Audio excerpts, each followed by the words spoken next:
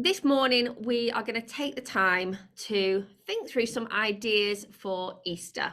And we're also going to touch on some for Lent as well, obviously, as people think about the run up to Easter, but how we can be pointing people to Jesus. And that will include ourselves, how we ourselves can be focused this Easter, and how we can help the Christians that surround us, whether they're in our church or in our community or wider afield, how we can help them to be thinking more closely about Jesus at Easter time, and ultimately also to those who are outside of our communities, but that don't yet know Jesus. So we're going to be thinking about different ideas for how we might do that, different resources that are going to assist us in doing that. And we've got some great guests as well.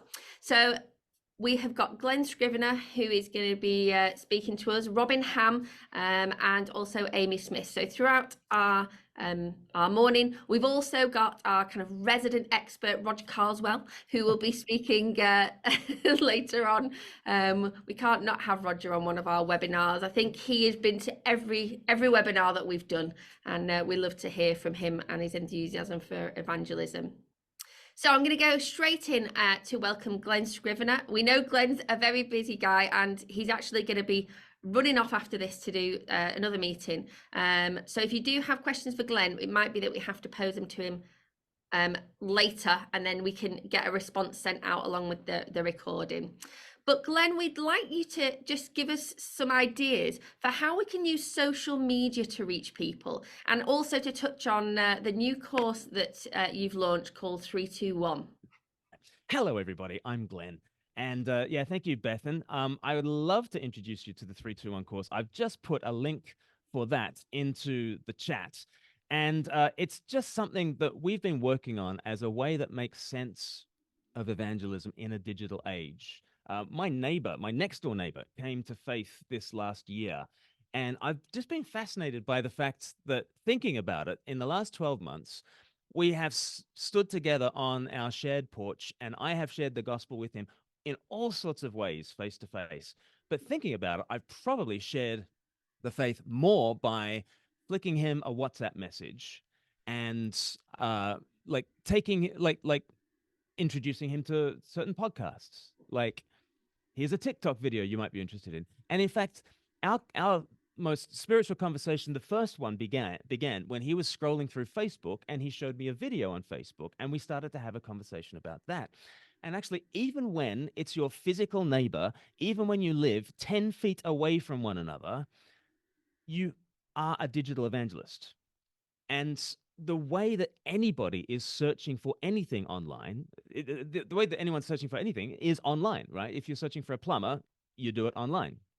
If you're trying to find out how to fix some issue with your car, you do a YouTube search, right? Don't you? And if you're searching for who is Jesus and who is God, the number one place people are going is online. So can we please have some Christianity 101s that are really adaptive to our digital age? And 321course.com is our attempt to do that. And people can go there and it'll ask you for a password. That's just so that we can make it a bespoke experience for you, so that you can have an account. It can save your progress.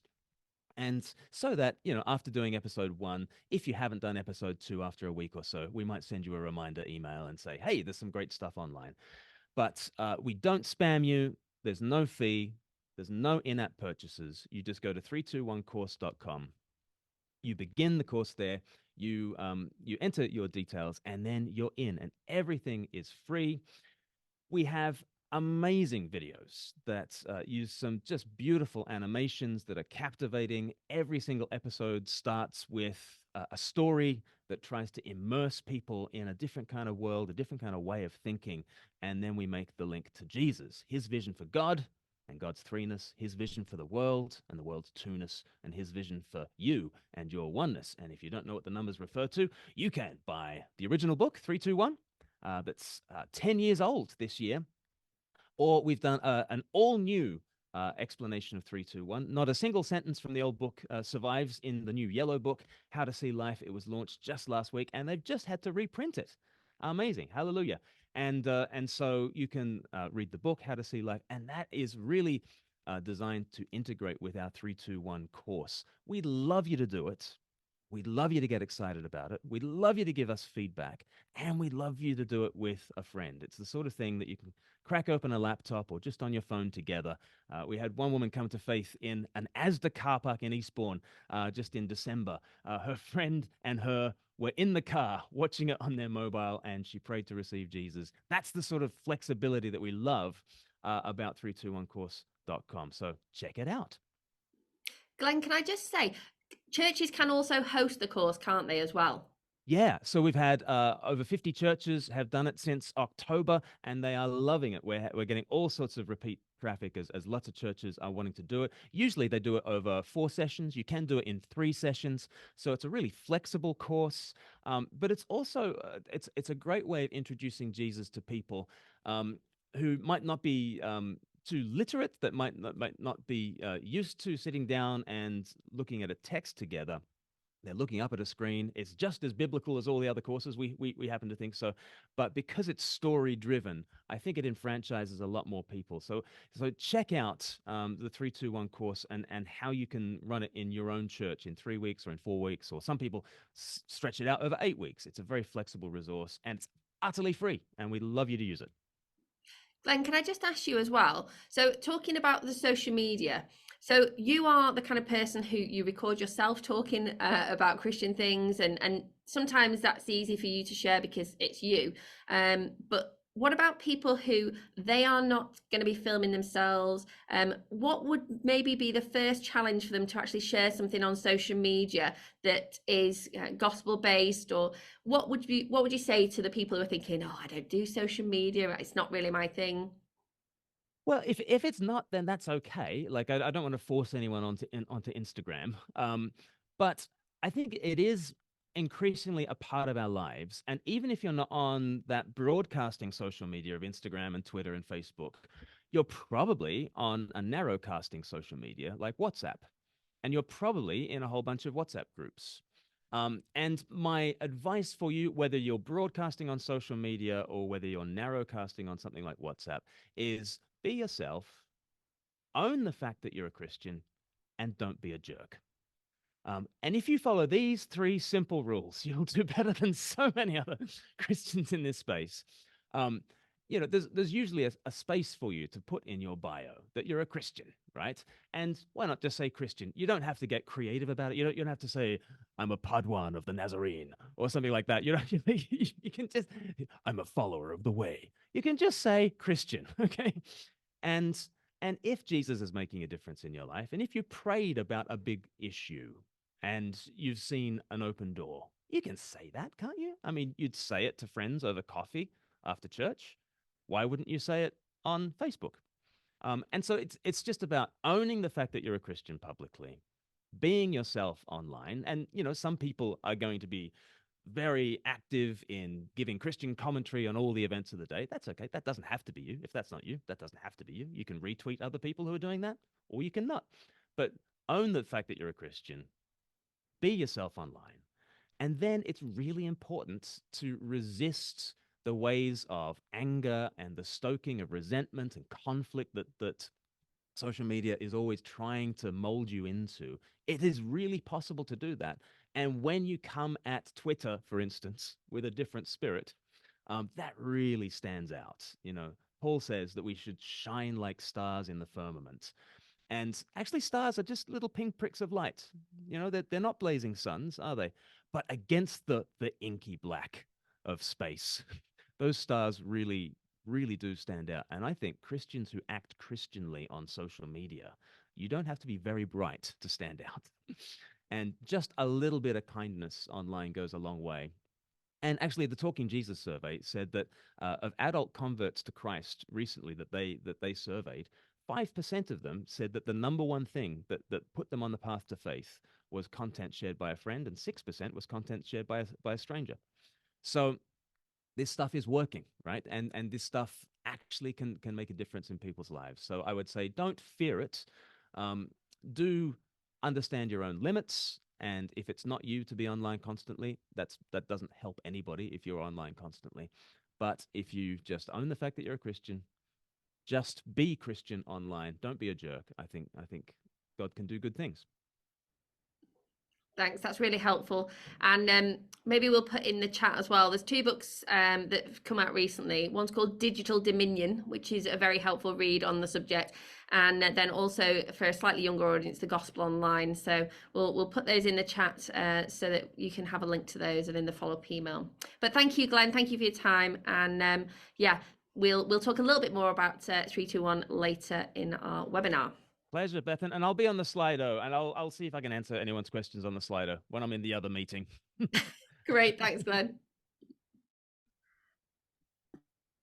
We're going to move through and kind of rewind a little bit before we get to Easter and the follow-up and all that. Lent is under a month away. Can you believe it? And so it's a great time to encourage some of our friends, our families, to get reading and to think more about the gospel and about Jesus. Here are a few things to maybe spark interest in families and in kids particularly. Some of you maybe have seen our devotional dippers. We just released the Christmas and the wisdom little boxes, so maybe you've used the other 3 sets but you've not seen these new ones. Well, the wisdom one's sitting there, and they're 40 days. So it works pretty perfectly over the Lent period if you want to tie it into that. There's also this book, Brightest Day, Darkest Night. It's really clever. Okay. If you flip it over, it does the 7 days before and the 7 days after Easter.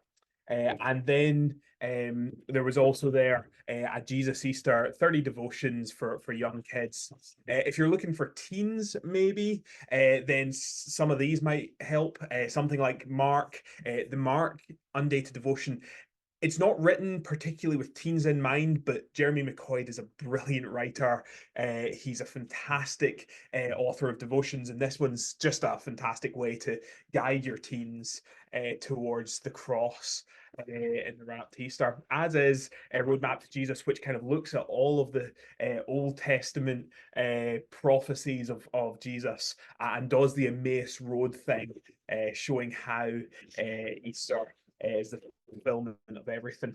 It's 36 chapters. It's a little bit short, but I'm sure you can find a day or two's break in there. Your kids will definitely miss one or two if they're anything like me when I was growing up. In terms of yourselves, in terms of your church families, we have Robin here. I'm going to ask him about it just in a little second, but he's written Finding Mercy on the Way of Sorrow. There's also a couple of other ones as well, and these are just fantastic to get hold of. The Finding Mercy, if you go on our website, if you have a look at it, you might go, oh, the RRP is a little bit high. Don't worry about it. If you notice, if you buy 2 copies, you can get them for $4.99 each. You'll get them with free shipping, and then you'll have a copy to read yourself and a copy to give away to somebody else. So Robin, given that people can get 2 copies and maybe need a little bit of encouragement to share it with others, what led you to writing devotions in Lamentations, and why is that like suitable for Lent? Yeah, hey everyone. Hey Tim, thank you. Yeah, I don't know if you've seen the film The Princess Bride. It's become a bit of a cult kind of classic, but there's a line in the film where one of the characters says to the princess, "Life is pain, Your Highness," and anyone who says differently is trying to sell you something. And they're kind of blunt words, but they're also really honest words, because we know that basically in this world suffering is inescapable, and yet often maybe perhaps in our churches or in the Christian world we don't acknowledge that reality. And maybe sometimes churches can be hard places to suffer in. I remember hearing one person say that often they felt people disappeared when their lives were breaking down. They disappeared from the church, which is tragic, because actually we should be the ones saying the world is broken, we are broken. And in Finding Mercy, we journey through this Old Testament book of Lamentations, which in my experience is one of those books that is often perhaps left untouched. But actually it shows us that the Bible isn't trying to sell us something, and it's really real. about our world. It's real about the brokenness of our world. It's real about the causes of the world's brokenness, which we can trace back to human rebellion, but it also helps us walk through that. So Lamentations, I guess we'll be aware, is 5 laments or 5 poems. And basically, as we groan with these poems, as we process, as we pray through our suffering, it helps us be real, but it also points us forward to the covenant love of God. And I guess many of us will know those words in the middle of Lamentations about the steadfast love of the Lord being new every morning. And yet actually the whole book is helping us be real and pointing us towards that. And this kind of idea that actually even in the darkest of caves, there is great treasure. I guess some of us maybe are more familiar with the idea of Lent as a season than others. I guess for me, it's kind of like the same as Advent or Christmas or Easter. It's part of this cycle that Christians over the years have come up with, basically, as a way of helping us walk through the gospel. And in Lent, in this run up to Easter, we're kind of particularly facing up to our mortality, to our human frailty, to our sinfulness, to our brokenness. And again, Lamentations is perfect for that because it doesn't hold back, and it paints the reality of God's justice, God's righteousness, his hatred of sin, but it leads us towards Christ. And for me, I like to say that actually the aim of a great Lent is not that we've given up chocolate for 40 days, but is being able to say that I Lent on a great Christ. And that's my prayer for finding mercy, basically. That's super. Thank you, Robin. That's a really great way of encapsulating what we're trying to do in the run up to Easter, isn't it? So I suppose apart from writing brilliant devotionals, which you do, and aside from putting together fantastic Spotify playlists, which you also do, what else are you up to in the run up to Easter? Are there things that you as a minister are doing as a church that you're planning to kind of get people involved to share the gospel? Yeah, so it's interesting actually hearing Glenn sharing what he shared. I guess 3 things that we're kind of trying or exploring. One is actually to be a little bit more intentional about what we do online, particularly with video content. One of the things we're hoping to do is effectively some sort of like Facebook Live Bible discussion. And one of the things we want to do is to be able to say to people, if you don't have a Bible and you're watching this, then send us a message. We will personally deliver you a Bible. And this is kind of an online discussion where you can journey with us through the Bible and hear more about Jesus. So trying to be a bit more intentional about online video content. We're going to be doing a pancake party, which I guess many churches might do. So try and invite all the families that are connected with church, local schools, invite parents, little ones, have loads of fun, community, a great evening, and tell people about Jesus. And then the third thing, which is kind of in the works at the moment, so we're hoping it might come off. It's not so much, I guess, an Easter thing, but it is kind of this weird season of February and March where kind of no one really knows where we are. We've kind of had the excitement of Christmas. We're going to try some sort of clothes swap event. So maybe you've got an item of clothes that you've got for Christmas. You bring it along, you get a token for everything that you bring, and then obviously there's a whole range of different things that you can then swap for. But there'll be lovely food, and there'll be some sort of Christian discussion, maybe with people in the church congregation who are interested in fashion or sustainability, but also sharing the hope of Jesus and how that makes a difference to the way we approach those things too. So those are 3 little things that we're hoping to try. Those are fantastic ideas. Thank you so much for sharing them. Hopefully many of us can take from those very, very interesting, very clever ways of sharing the gospel. And I suppose as we think more about how to share the gospel, I'm going to hand over to Bethan again, who can help us with more ways. Thanks, Robin. Robin, take this or leave this, but when you were saying about that clothes swap, immediately that came to mind was the Great Exchange. There's an immediate talk you can do there. So, But Robin talked about a pancake party. Maybe this is something that your church always do, or maybe you've never done it. But I know of many churches who do a pancake party, either linked into one of their kids clubs that they do or the family ministries. And it is a great way at the start of Lent to be already telling people about your Easter activities. Now, as Tim said at the start, we are less than a month away. It's actually 4 weeks exactly until Shrove Tuesday. But if you can have in advance invites for your Easter events, whatever they might be, for your church, what you're going to be doing throughout Lent, that would be a great opportunity to pop them in a little Lent bag, along with a book or a devotion that they can be working through during Lent. It is a really great opportunity to kind of start as we mean to go on throughout Lent in the run up to Easter. So you might, if you're thinking, what is a pancake party? It's basically just an opportunity for people to come and eat pancakes, get alongside you as a church, and take those opportunities for conversations, for invitations, and to, it could be invite them along to your regular weekly ministries or one-off events. So it is also the day before Valentine's Day. So it could be that you take the opportunity to lean into a kind of Valentine's theme, John 3:16, but that's completely up to you. I'll leave that with you. What events could you be doing for Easter? Now, again, I've popped this on the screen just so that you're aware of it. Most schools are only breaking up on Maundy Thursday, the 28th of March. Okay, so Easter Sunday is the 31st. So there won't be that week before Easter that we traditionally have off as schools. They're running straight into Good Friday. So please bear that in mind with the events that you're planning around the school holidays. I'm sure you do anyway, but just a bit of a heads up. And that has got the caveat of depending on where you live in the country.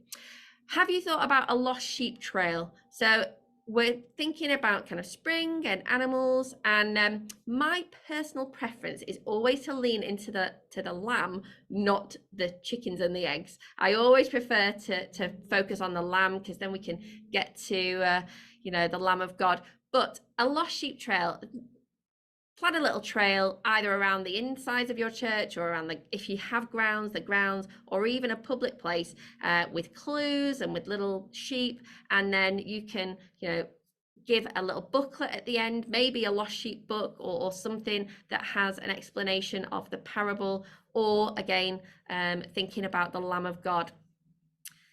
Last year, I was made aware of an Easter experience. So some people were running these in their churches or schools, where they would have little stations working through these little parts of our Easter story about Christ's triumphal entry into Jerusalem, about these different things. So it could be that you want to focus on those things. So not have like a theme like sheep, but look at these very real biblical parts of the story. Or it could be that you want to do a treasure hunt where X marks the spot, or the cross marks the spot. And we'll come back to Roger, because he's got something to do with crosses later on about where X marks the spot. So here are just some ideas, but we're going to think about what you might give away at those events after we've spoken to Amy Smith from Faith in Kids. So Amy, have you got any ideas about what we might be doing this Easter? Oh, thank you, Beth, and hello, everybody. Lovely to be here. I've always got ideas, and I would love to just take a minute with you all to zoom out a little bit bigger.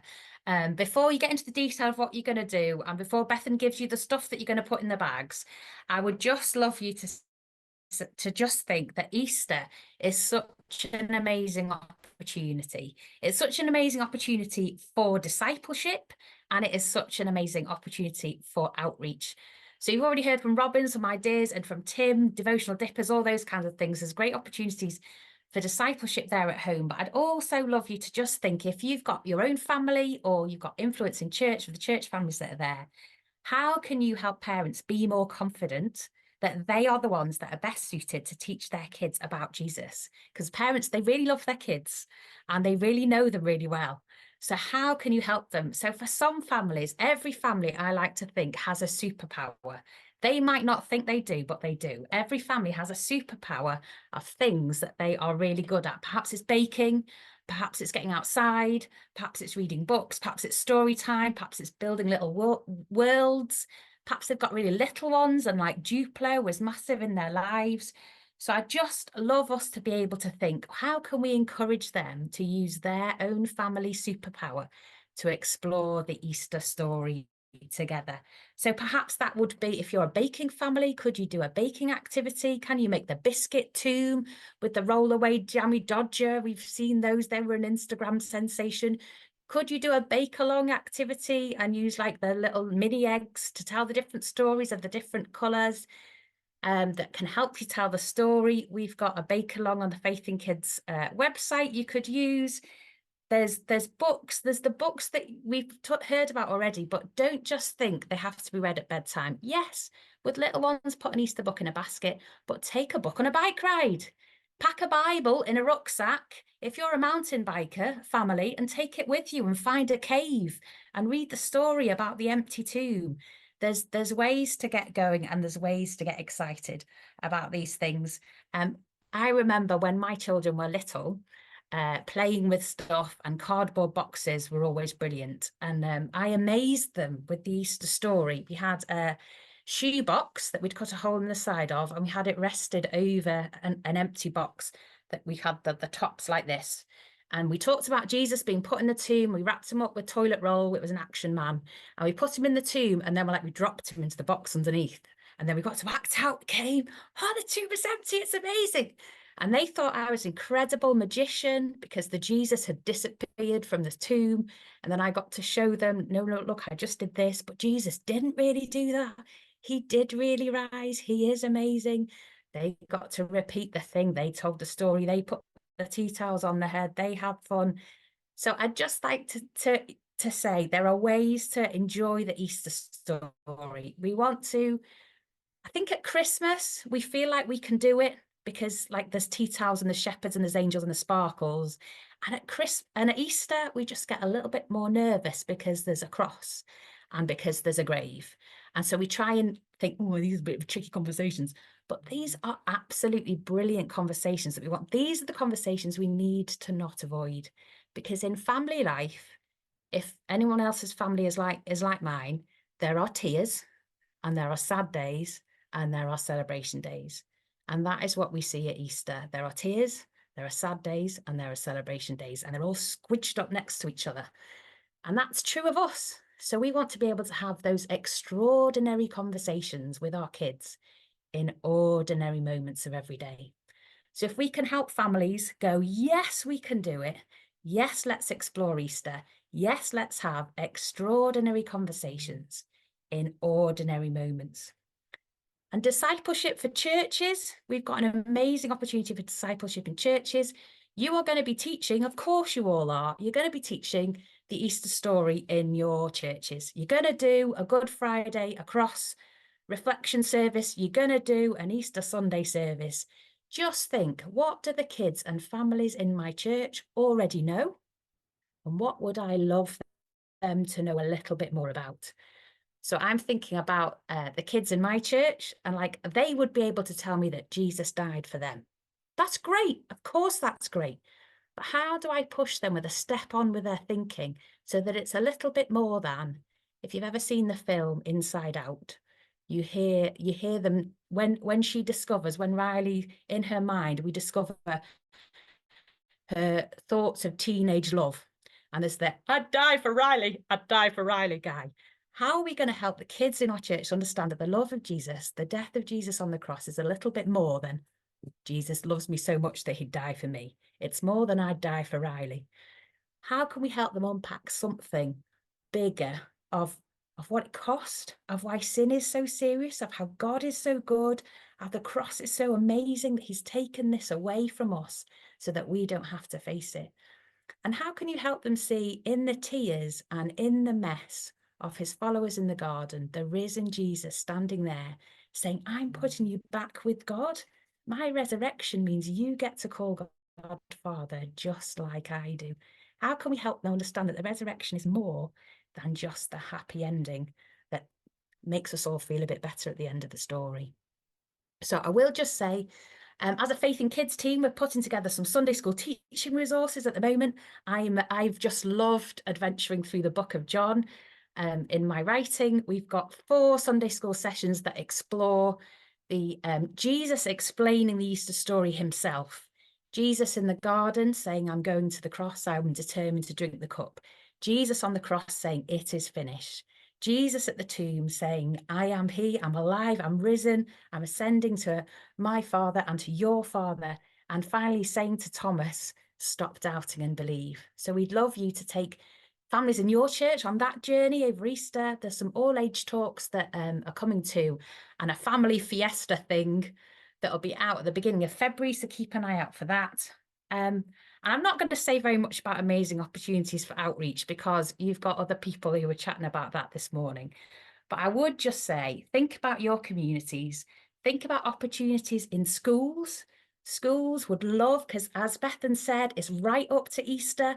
So could you get into a school near you before Easter? Could you offer to do an assembly? We've got an egg splat assembly on our website that goes down a storm. Could you do an Easter walkthrough? Could you invite people to come to your church? Could you say, come and have an Easter journey? They need to do this as part of their curriculum. You could say, hey, schools, we'd love to help. And if you get in there early and offer and say, we'd love to help, what would you like? We could come to you and do a lesson. We could do an assembly. You could come to our church. They will be absolutely delighted. So invite people in, think about what you're inviting them to, and tell them what it's for, and think about how are you going to move people on to that next step in their understanding about Easter. Thank you so much, Amy. So many amazing ideas. I thought what you were going to go with the inside out. I thought you were going to go with the core memory. I thought that's where you were leading to. But oh, well, you know, we want to build those core memories too. We want to build those core memories. One of the things that I had a look at on the Faith in Kids website, and it is there. It was, I think, done for COVID, but it's called a Barnabas escape room. You're trying to set. Barabbas, sorry, not Barnabas. Well done. Yes. Barabbas escape room. So there are loads of great resources. Something maybe you wouldn't think of yourself. So we will put links in for the Faith in Kids website, and those things about John, about the things that Jesus said relating to Easter, they sound amazing, and will hopefully be a real blessing to the families and churches that use them. So finally, I'll talk about some resources. I've kept saying this. So activity books, if you want to be getting people, certainly in those maybe Lent bags, or people in your church doing something in the run up to Easter, or even to give out at Easter, we do have a range of activity books. Certainly the ones on the right of the screen. We've got a new Noah one of these coming out very soon as well. They are just, activity books with your usual word search, maze, colouring, dot to dot, etc., but all through biblical themes, and there is one on parables as well. In terms of books, we always, as a company, obviously feature a lot of books, especially kids books, that are focused in on the gospel. I know I'm on a lot of toddler group Facebook groups, and there are books that are Easter Bible books that you can buy in a high street shop, but they will tell the very basic bare bones of what the world sees as Easter, but they don't actually get to the truth of the gospel. And so at 10 of those, we make sure that all our books go right to the truth of the gospel. And we've got 2 books that have already been released, but now available as board books. So maybe for your toddler groups, you might be interested in The Topsy-Turvy King, the king who kind of flips everything on its head. He's come to serve, not to be served. And Say What as well, which is basically a gospel primer for kids. And then we have our standard books, so not board books, that are available from just £1 a copy when you're buying in bulk. We've managed to keep that price, which I don't quite know how, even though prices of paper and printing are going up, we've managed to keep it so that churches can purchase these at a really affordable price. So the new one for this year is this one, The Friends and the Traveller. So this is the Road to Emmaus story retold for a young audience. And again, this is how Jesus is talking about himself and how he fulfills all those things from the Old Testament. And so it's really beautiful. It's a slightly larger format than some of the other ones. And it, again, for just £1 a copy is incredible. So if you're going to do some kind of treasure hunt or trail or walk through the Bible kind of thing, then this would be perfect for that. And yeah, take a look on our website. You'll be able to get a little sample of it on our website as well. I'm going to hand now over to Tim to talk about some of these giveaway books. Yeah, so if you have adults that you want to give books away to, like it's amazing hearing what Glen's talking about sharing stuff digitally, but sometimes you just want to give people a physical book to take away, to have lying around the house, so that in a quiet moment maybe they see it again and notice it and pick it up and read it. We have a whole range. You can get these from £1 a copy. You'll notice there's not just books on that slide. Hope for Easter is a CD. We have a limited stock of them left, but if you want a CD with a mixture of good music as well as a message, that's a great resource to use. But our new Easter book for this year is 12 Things You Probably Didn't Know About Easter. Now, it's written by an American. We won't hold it against him. Bob's a brilliant evangelist. But one of the things that he does incredibly well is engages our secular friends who probably know nothing about Easter, who probably think it's all hot cross buns and bunny rabbits and chocolate.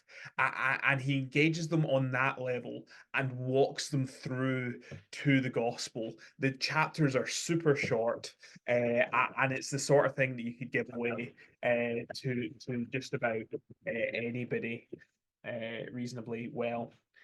There's also The King and the Cross, and loads of others on that initial slide. They're all available from £1 a copy, so they're great if you have an event happening that you want to give stuff away to, give books away to, and then maybe pop one on every chair and let people take them away. We're also putting together an Easter giveaway box. This thing, it's a whole pile of resources, pre-packaged, put together, so that you don't need to decide right now what you want. Maybe you're looking at that slide and thinking, oh goodness, I don't know what book I want. Grab this. It's £30. That's everything included. It has a whole pile of tracts in it. It has a whole pile of magazines. It has a whole pile of kids' books and adult books. So it means that you'll have a library of resources to give away to anybody who shows up at the door, or maybe anybody who turns up at church in the run-up to Easter. If you're looking to give maybe to other people in the run-up to Easter, grab a pack of cards, write a little hand note, and some of them wish them a happy Easter, and you could pop inside a gospel tract as well. Roger's written quite a number for us, and they're excellent. They're brilliant resources to get the gospel out and into people's hands.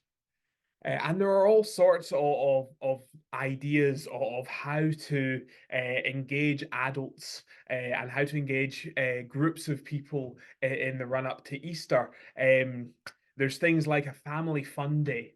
Sorry, the next one again. Yeah, things like an Easter fun day. You know, do a family fun day in the run-up to Easter. Things like that pancake party, but you can do things closer to Easter again. You could do an event with a music. We're going to hear about that from Roger in just a little second. He has a great idea of a carol service for Easter. And then things like craft events, we've heard that already talked about by Amy and Beth and guys. So you know, there's all sorts of good ways to invite the community into our building, into our space, and to then share with them just a little bit of what the Easter story has to say to them nowadays. Roger, we'll come to you now. You had this idea of an Easter carol service, and I'm a little bit confused because I thought carols were just for Christmas. What do you mean when you share that sort of an idea? Yes, it's good to be with you. I presume you're going to show the slide about tracts as well. Yeah, this is something, to be honest, I've done over a number of years. And it is, yes, it's slightly abusing the word carol, but we all know that a Christmas carol service goes very, very well, and people are drawn into it. And basically, the Easter carol service is simply a replica of that idea. So instead of singing, Hark the Herald Angels Sing, we have There is a Green Hill Far Away and Christ the Lord is Risen Today. So a series of Easter hymns, and instead of the shepherds and the wise men being read about from Luke and Matthew, we have the Easter story being read about. So it's just a very traditional service, not necessarily on a Sunday, but you could do it on the Sunday before Easter or on Easter Sunday itself, or you could do it midweek, and you invite people to come along. And then I would go out and it's interesting. I think most Christians feel a little bit of fear about going onto the street and in giving out tracts, etc. But to go onto the street with an invitation to an Easter carol service and one of the Easter tracts that we'll see, and just to invite people, I have just known these be very, very blessed. One of my friends was converted at one of these when he was a teenager, came along to it and came to trust Christ. But they don't need to be small. When I did a Durham University main mission a few years ago, we had the carol service beforehand, then we had a mission, and then we had an Easter carol service in Durham Cathedral. And it wasn't as full as the Christmas carol service, but nevertheless, there was a very, very good crowd there. And I just recommend, try it, see it. Traditional Easter carol service. It's a brilliant idea. Thank you, Roger. Yes, there are loads of tracts that Roger has written, which we will pull up in a little second. But lots of those tracts will also get reused in our Evangelistic Life magazines, and so this is another way of getting the gospel out. Many of you will have seen this. I hope many of you have gotten one in your hands. It's a nice glossy magazine. It looks good when you hand it over or pop it through the letterbox. I would love, the next time I go into the dentist, I've had a little bit of work done recently, I'd love the next time I go into the dentist to take a few copies and just slip them into the stack of grubby magazines that sit there, and who knows who that will connect with, and who'll pick that up and read. Not only can you buy normal ones like this, but you can also get them made up for your church. If you're buying 2,000 copies or more, we can get them either with the church details popped together, like what's called bespoke there, or we can even get a designer involved and get it to look like some of the other things that you do as a church. If you have a specific design, if you have a specific way of looking, or things that you want to very particularly drive people towards, we can make that work with the redesign. So do get in touch with me as soon as possible, please. My email address is tim.foster@10ofthose.com. It'll be in the chat in a wee minute, and I'd love to talk to you about that kind of personally, to work out what works for you in that. And we can Royal Mail deliver either of these options, which is an incredible opportunity to get the gospel out in vast numbers. I just had an email yesterday from a church saying, "Oh, we did it at Christmas time, and a few people came along from it," and it's just such a good encouragement to hear that from those who are making use of it. Sorry, Roger, it completely went from my head. Can I come back to you just for one? Yeah, it didn't go from my head. We're ready to pounce. I'm sorry. You have a tract coming out, and it's for the election. Is that right? It is, yes. Thanks ever so much. I'm sure you're aware that 2024, there are more general elections across the world than any other year in history. And there is a tract being produced now, possibly called The Cross That Counts. But if you've got a better idea, I'd love to hear from you. And it starts with the general elections, but then it goes on to, I know it's a familiar thing, but how the cross can speak of the fact that we've done something wrong. You know, you get a cross in a school notebook if you've got the sums wrong. How a cross speaks of love. You know, you send a letter to somebody, you say love so and so, and put a cross at the end. Cross speaks of a choice. That's back to the election, and then a cross marks the spot on a treasure trove map. It marks the spot, and the spot, of course, is the cross of the Lord Jesus Christ. So that's coming out.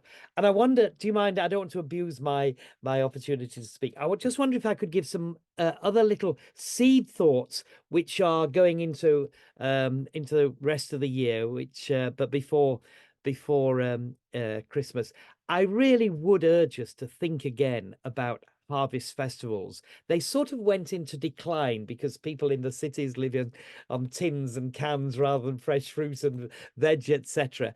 But in that early autumn period, it is a useful evangelistic opportunity, something a little bit extra. And we don't need to absolutely cram pack the church with goodies, etc. And they can eventually go to a food bank, but it does make it an easy opportunity to invite people to come along to the church for something special. So think again about a carol service, and I'd quite like to get a tract ready for that as well. And then just one other throwaway idea: if you're in a very, very rural area, where which I am, and I go to a very rural church, do you know every year in June we run a lambing service, and basically it's a harvest festival for shepherds, and we give thanks for sheep. And I'm amazed every year we get shepherds who never come to anything else from the locality who come to the lambing service. I could give more details, but it is quite focused, so I won't. Well, if anyone wants to ask Yeah. questions about that, do pop in the Slido, and we'll return to that in a little second. I'm just going to hand back to Bethan, who's going to talk a little bit about follow-up, and then we'll get to Q&A very soon. Yeah, so alongside all of the things that we've already talked about, I remember somebody mentioning, I think it was Robin, about doing this kind of Bible reading in Lent and offering people their own Bible if they don't own one. Now, I'll be honest, I use my phone, I use YouVersion. I love David Suchet reading the Bible to me, but there is just something about holding the Bible in your hand and being able to flick through it that is completely different. And so giving somebody a physical copy of a gospel or a New Testament or a full Bible really is a key part of the work that we would be encouraging you to do. So we have Gospels from just 70 pence. We've got New Testaments from just over £1, and you can get a whole Bible for as little as £2.99. So just be thinking about how you have stocks of these ready to give out, whether you're doing open air work or whether just in the back of your church, or even as an individual, having a couple of copies of some of these in your home to give out to friends or family or people who come to visit. Now, I want to talk about follow-up courses. Now, we've touched on already the 3-2-1 with Glen, and I just want to read a question because it links to these, and also to Glen sent me his own reply, which is helpful. So someone's asked, it's great to hear about the 3-2-1 course. So many great courses for personal evangelism, including Hope Explored, the Word 1-to-1, etc.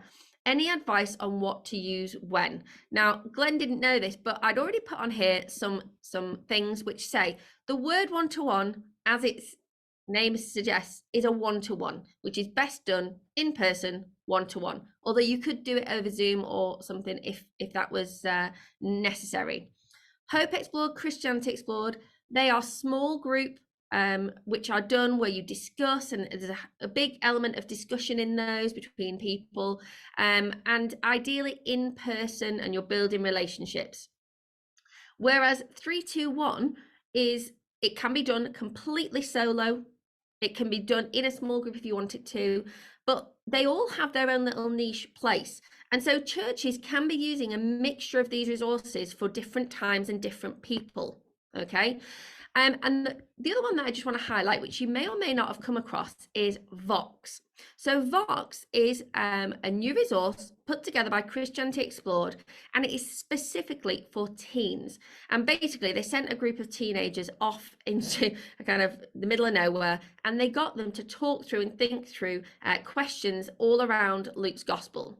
So this book, which is on the screen now, is called Luke's book, it's Luke's gospel. But alongside that, in the book, there are also these questions and think throughs and little guidance things that go along with it. And to accompany this, there is a free online course, which is the videos of them talking through these big questions, and then with space to pause and to discuss. So this is a new resource from Christianity Explored, specifically for teens, and very kind of, you know, if you're a little bit older like me, you might look at it and be like, oh, it's a bit, you know, whatever, but it's not for me. It's not been designed for me. It's not been recorded for me. It's been recorded for young people who are very edgy and a bit more cool than I am. So maybe if you've got a youth group that you think that might be useful for, or if you've got teens that you think, actually, I might try and give them a copy of this and encourage them to work through it on their own or with some of their friends. But it is an evangelistic course directly for teens. So that's another one to think about. So as Glenn in his message said, a rolling mixed diet of courses will be particularly helpful because there's a place for everyone. So all these resources are helpful in their own place. We talked about this at the Christmas one, if you were there, but discovering who is this Jesus is another of these kind of courses. And as Glenn said, it's a great one to be able to point people to a website and let them to discover it in their own time, at their own pace. Maybe if they're not particularly computer savvy, it also is available as a CD, as in a DVD, sorry, not a CD, a DVD, so you can watch the videos through at your own pace. And even on the DVD, there is the QR code for if you did want to watch it online, and the accompanying book that goes with it. So again, another way, another little resource that we can be using, mixed in with the rest, to help us to point people to Jesus. There are so many different unique personalities, and we've got this great bunch of resources that are useful for all different people at all different times. Now, I just want to highlight as well, so 10 of those were involved in helping to set up this separate charity. So 10 Giving is not run by 10 of those, it is separate, but we are linked to it. And 10 Giving is a charity that its key aim is to help people to get the gospel out. And so 10 Giving exists for you to give to as a charity. You can give towards 10 Giving. You can apply to 10 Giving for a resource. So it could be that you apply for a specific resource, one of the ones that you may have seen today or a different one, and say, we would love to be able to give away 100 copies of this to our local school, but we just don't have the funds. And you could apply to 10 Giving, and they will hopefully come back to you and say, we would love to assist you in that, and we're going to provide the resources or provide the money for the resources, and in that way enable you to give.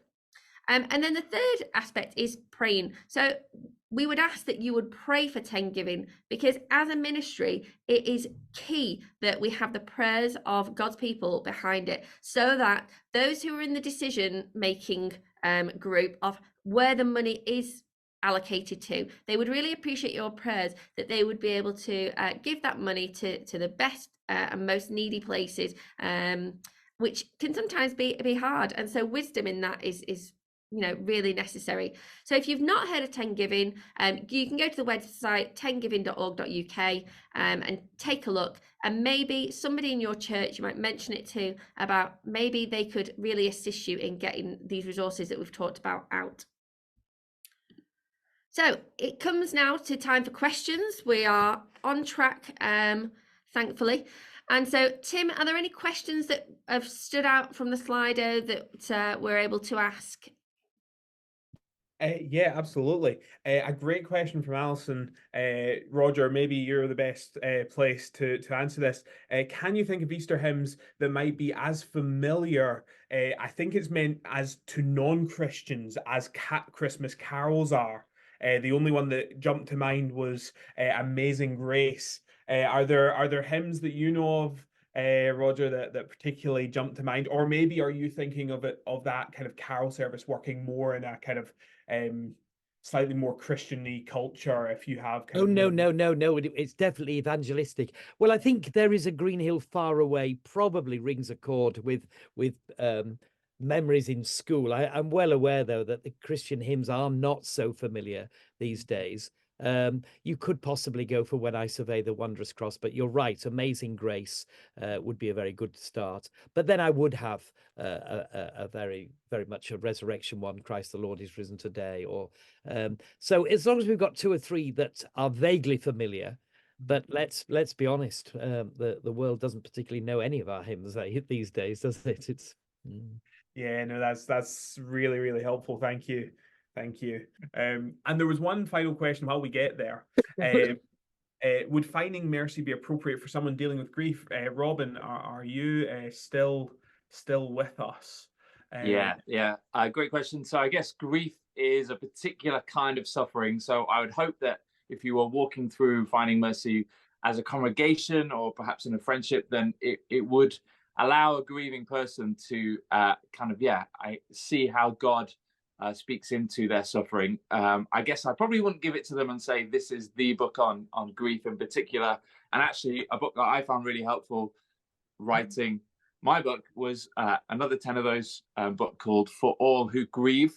And this is excellent, particularly for grief. It's by Colin Smith, For All Who Grieve. So if I was giving away one book to a person grieving, I'd give them this. But if you're going through this as a church, then I'd hope that the grieving person would also sort of, see God speaking to them through it. Great. Thank you so much, Robin. Another question has just come in while we've been chatting. For those who aren't very literate and completely unchurched, what tracts or small literature would you suggest to give out?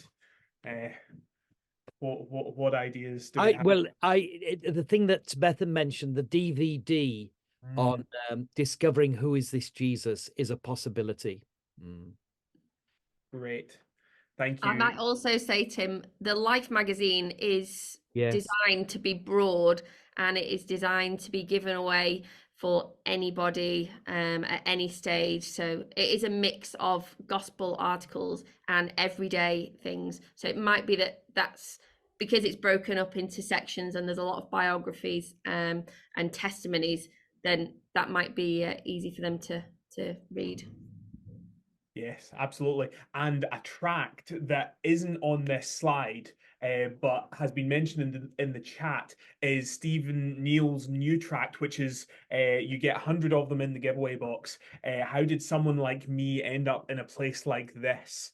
That would be a brilliant little resource to give away, as well as all of those other tracts that you saw on that slide as well.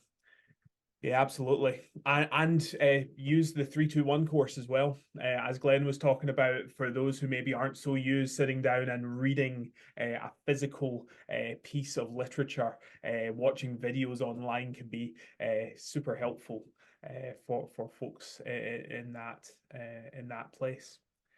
I think we've gotten to the end of the questions that have been asked.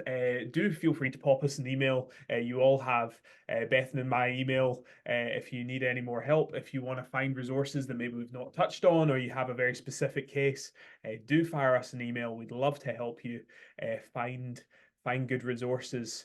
And I think all that's left to us is to thank you for coming and being with us. Thank you so much to Glenn, to Amy, to Roger, to Robin, and thank you, Bethan, for all your organising and making this happen. It's always such a good time to enjoy each other and to get some ideas for how to share the gospel, how to encourage one another, how to disciple one another as we move towards Easter and beyond.